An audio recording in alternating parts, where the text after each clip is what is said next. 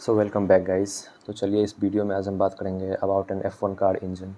सो कैसे प्रोड्यूस कर पाती है वो this much energy from a 1.6 litre engine.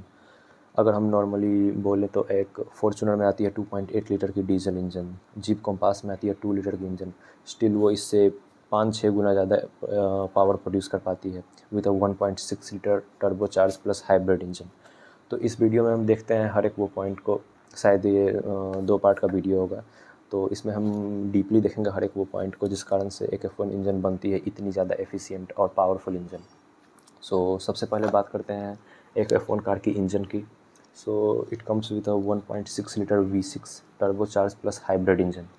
So इसे हम समझ लेते हैं ये क्या होता है।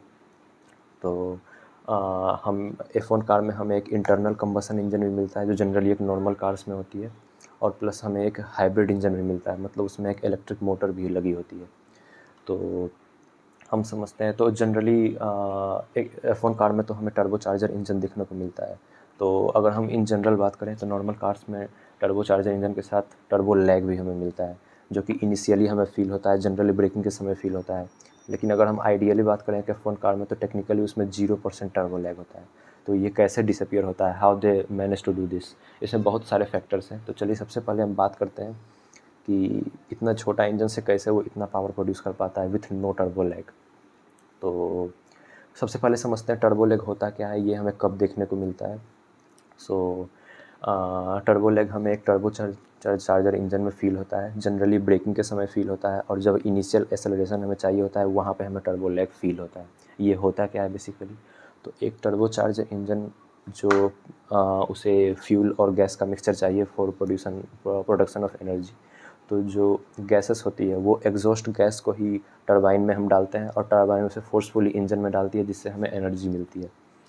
तो यहाँ पे क्या होता है कि इनिशियली हमारे पास एग्जॉस्ट गैस होती नहीं है, क्योंकि कार तो अभी चली नहीं है, कार का इंजन जो है बिल्कुल कूल डाउन पोजीशन में है, तो कार को रेव करने में समय लगती है। और जैसे ही हमें इंजन में एग्जॉस्ट गैस मिलता है थोड़ी समय के बाद हमें एक सडन स्पीड अप मिलती है, कार में हमें सडन एनर्जी बूस्ट मिलता है। लेकिन इनिशियली हमें वहाँ एक टर्बो लैग फील होता है, लेकिन वो F1 कार में नहीं होता है।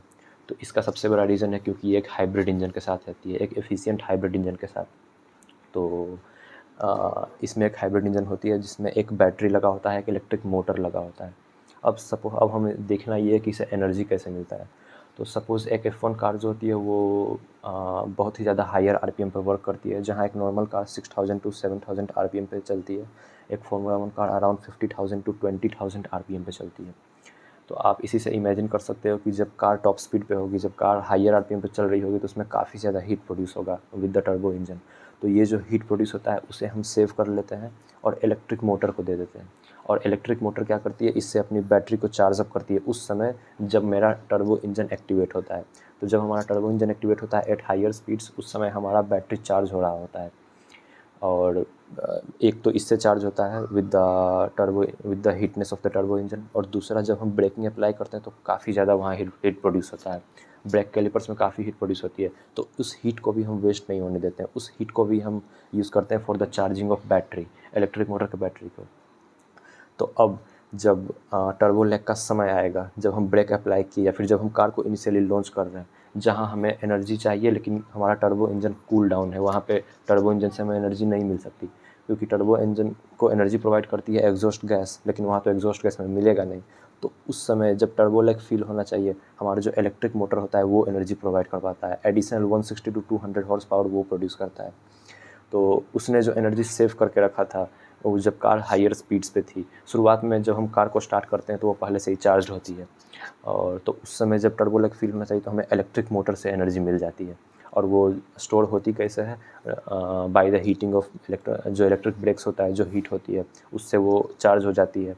जब हायर आरपीएम पे हमारे टर्बो इंजन काफ़ी ज़्यादा हीट होता है, उसके पावर से ये चार्ज हो जाती है, और जब हमें ज़रूरत होता है टर्बो लैग का जब सिचुएशन आता है तो हमें इलेक्ट्रिक मोटर से एनर्जी मिल जाती है। और जो कार का जो टोटल परफॉर्मेंस होता है वो काफ़ी ज़्यादा लीनियर और बैलेंस फील होता है, हमें पूरा रेस में कहीं भी टर्बो लैग फील नहीं होती है, क्योंकि वहाँ पे इलेक्ट्रिक मोटर भी होता है। तो फार्मूला इंजन बेसिकली एक प्लग इन हाइब्रिड सिस्टम की तरह वर्क करती है, जिसमें हाइब्रिड सिस्टम और टर्बो चार्ज इंजन दोनों कंबाइन वर्क करता है। और मैंने आपको समझा ही दिया कि जब वर्क होता है टर्बोचार्जर इंजन का तो वो काम करती है, जब काम करना होता है एक इलेक्ट्रिक मोटर का वो काम करती है, और दोनों कंबाइन होकर जो टर्बो लैग होता है, जो हमारा परफॉर्मेंस होता है, टर्बो लैग डिसअपीयर हो जाता है, हमारा परफॉर्मेंस काफ़ी ज़्यादा लीनियर वहाँ देखने को मिलता है। तो बेसिकली ये बहुत बड़ा एक रीज़न होता है कि हमें जो परफॉर्मेंस होता है F1 इंजन में वो काफ़ी ज़्यादा लीनियर होता है। इसके अलावा भी काफ़ी ज़्यादा फैक्टर्स हैं, उसके बारे में हम नेक्स्ट वीडियो में बात करेंगे।